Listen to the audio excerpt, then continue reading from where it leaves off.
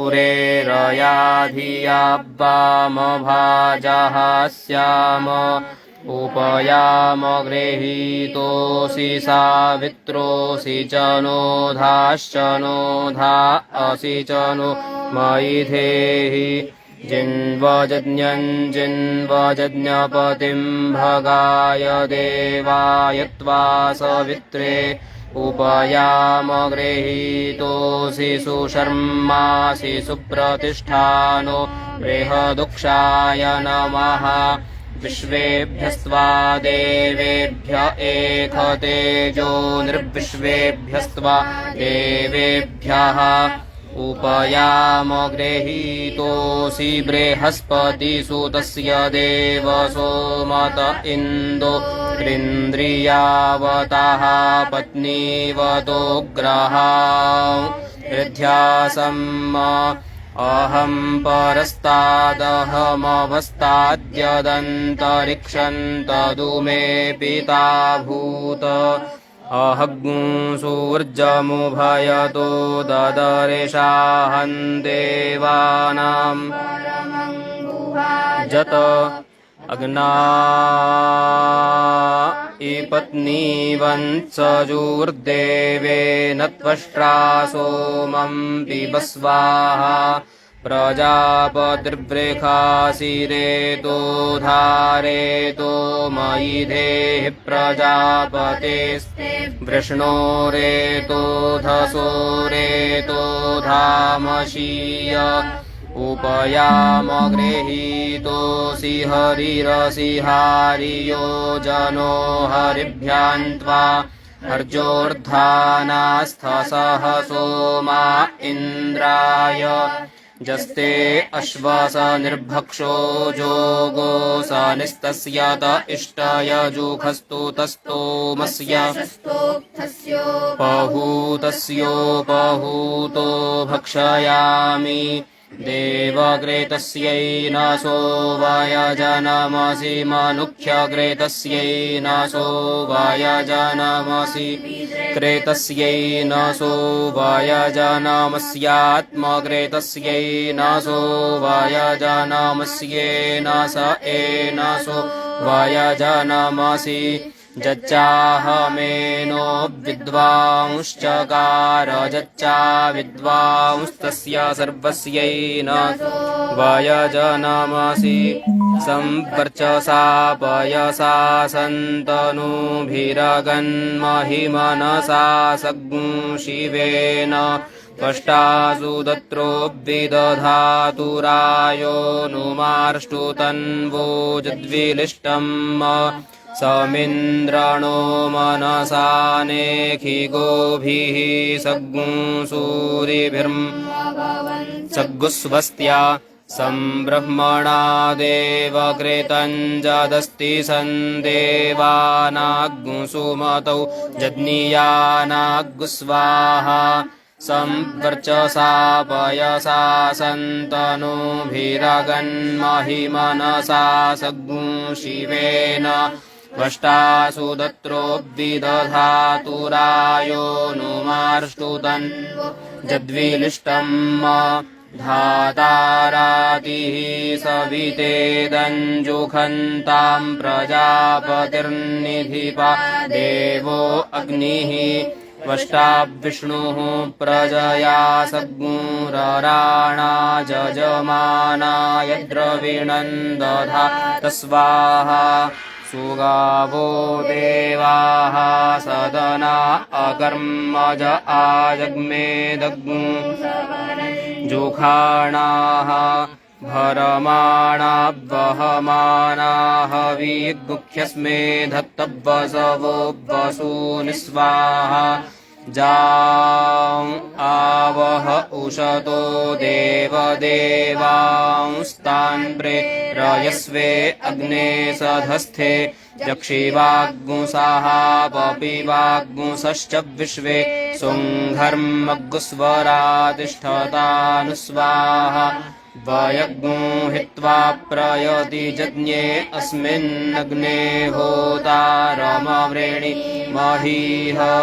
रेधगया रेधगुताशमिष्ठाः प्रजानन् यज्ञमुपयाहि विद्वान् स्वाहा देवा गातु विदो गातुं विद्वा गातुमित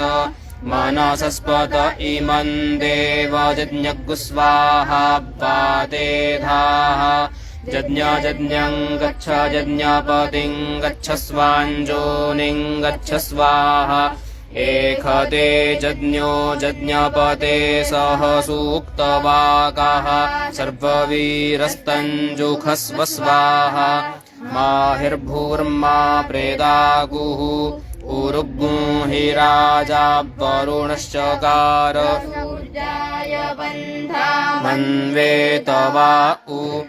अपदे पादा प्रतिधातवे करुतापवक्ता हृदया विधश्चित नमो वरुणायाभिष्ठितो वरुणस्य पाशः अग्नेरनीकमप आविवेशापान्नपात् प्रतिरक्षन्न सूर्यम् दमे दमे समिधं जक्ष्यग्ने प्रदिते जिह्वा घृतमुच्चरण्यत् स्वाहा समुद्रे ते हृदयमप्स्वन्तः सन्त्वाभिषन्त्वोखरुतापः यज्ञस्य त्वा यज्ञपते सूक्तोक्तौ नमो वाके विधेम यत्स्वाहा देवीराप एखवो गर्भस्तग् सुप्रीतग् सुभृतं बिभृत देवसोमैखते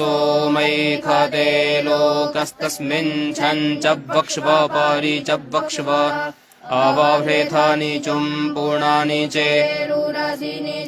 पुनः अवदेवैर्देवकृतमेनो यासिखमवमर्त्यैर्मर्त्यकृतं पुरुरावणो देवरिखस्पाहि देवानाग्समिदसि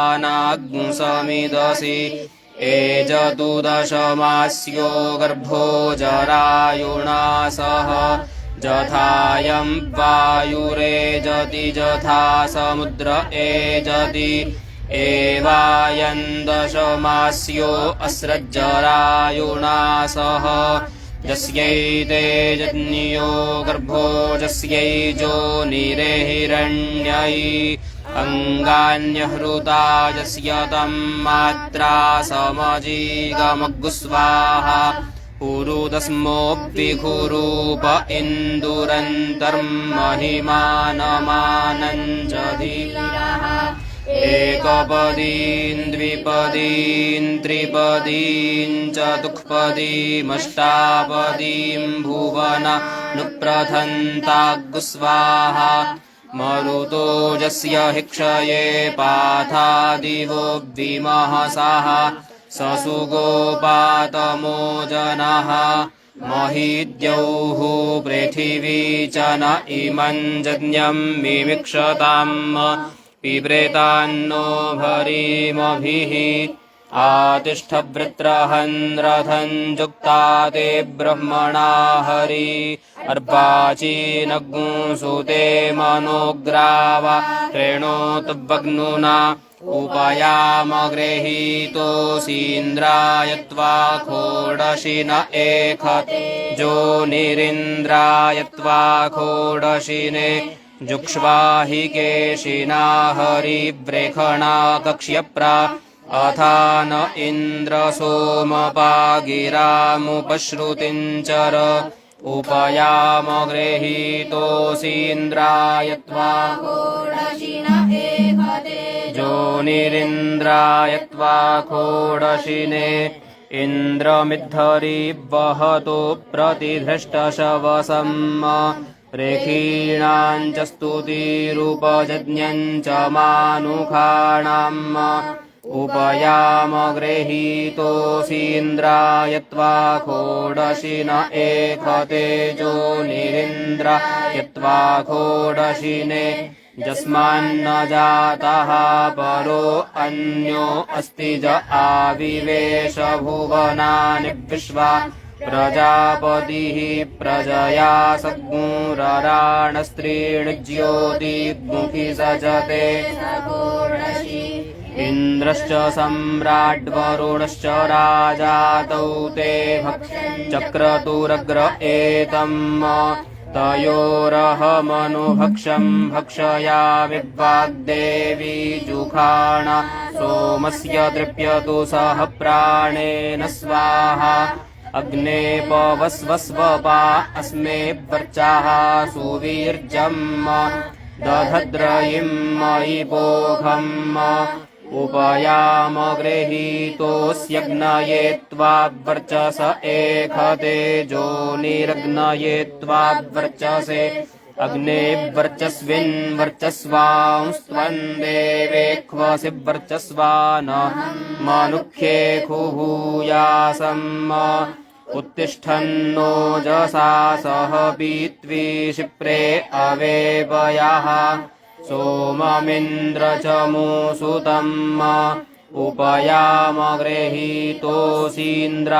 त्वौजस एखतेजो निरिन्द्राय त्वौजसे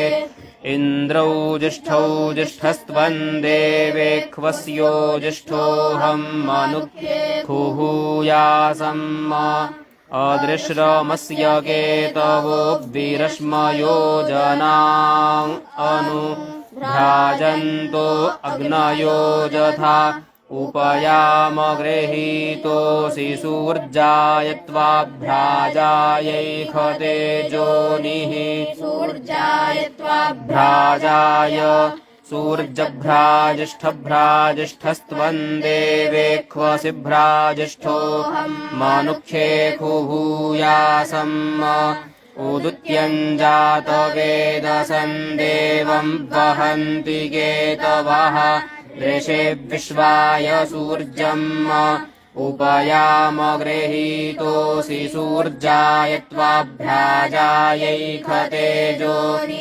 सूर्याय त्वा भ्राजाय आजिघ्रकलशम् ज्ञात्वा विशन्त्विन्दवः पुनरूर्जानि वर्तस्वसानः सहस्रन् भुक्ष्वोरुधारा पुनर्मा विशताद्रयिः इडेरन्ते हव्ये काम्ये चन्द्रे ज्योते दिति सरस्वती महिविश्रुति एताते अग्न्ये नामानि देवेभ्यो सुकृतम् ब्रूतात विन इन्द्रमृधो जहिनी चाजच्छ प्रेतन्यतः जो अस्मा अभिदा सत्यधरङ्गमयातमः उपयाम गृहीतोऽसीन्द्राय त्वा विवृध एखतेजो निरिन्द्रा विवृधे वाजस्पतिम् विश्वकर्माणमूतये मनोजुवम् वाजे अद्याहुवेम स नो विश्वानि हवनानि जोखद्विश्वशम्भूरवसे साधुकर्म उपयाम गृहीतोऽसीन्द्राय त्वा विश्वकर्मण एखतेजो निरिन्द्राय त्वा विश्वकर्मणे हविखावर्धनेन त्रातारमिन्द्रमकृणोरवध्यम् तस्मै विशाः समनमन्तपूर्वीरयमुग्रो विहव्यो यथा सत उपयाम गृहीतोऽसीन्द्राय त्वा विश्वकर्मण एखतेजो निरिन्द्राय त्वा विश्वकर्मणे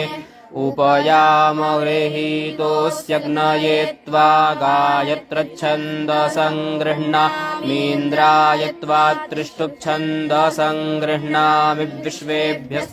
देवेभ्यो जगच्छन्दसङ्गृह्णाम्यनुष्टुप्तेऽभिगराः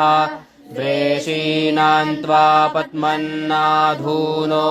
कुकूननानान् त्वा पद्मन् धूनोमि भन्दनानान्त्वा पद्मन्नाधूनोमि मदिन्तमानान्त्वा मधुन्तमानान्त्वा पद्मन्नाधूनोमि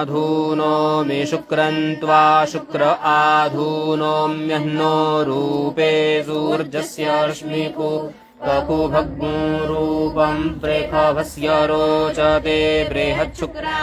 शुक्रस्य पुरोगाः सोमः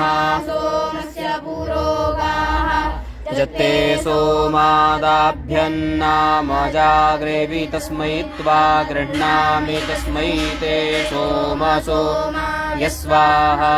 उषित्वं देव सोमाग्नेः प्रियं पाथोऽपि हिवशित्वं देव सोमेन्द्रस्य प्रियं पाथोऽपि यस्मत्सखात्वं देव सोमविश्वे खान् देवानां प्रियं पाथोऽपि